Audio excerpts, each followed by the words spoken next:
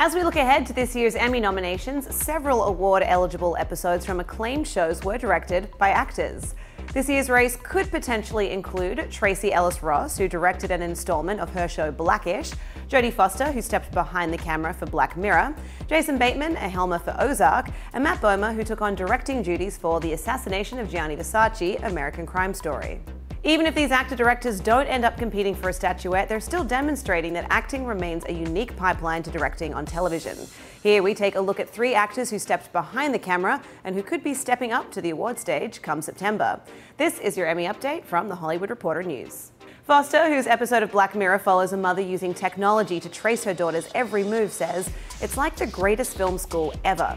Noting that actors understand the collaborative nature of sets and are accustomed to the vocabulary of each department, she says, "You get to be inside a scene and understand why a scene works or why it doesn't." It's often noted that actors' experience gives them insight into working with other performers in terms of giving both advice and space. According to Bomer, "Knowing when to step back because the actors were already doing their thing, that came very naturally to me. I've been doing that for most of my life."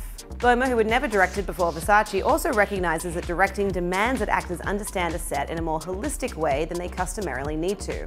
The former white-collar actor read directing books, asked former Helmers for advice, and went to the Directors Guild of America's first-time episodic director orientation program to pick up technical skills like how to set up a shot in order to prepare.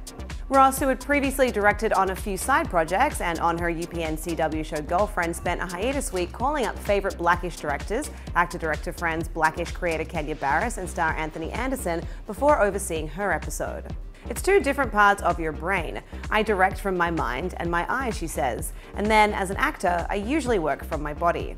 Ultimately, the main challenge for those who want to direct and perform, actors say, is timing. Ross films Blackish 8 months a year and can't imagine throwing herself into directing no matter how much she would like to until the show ends.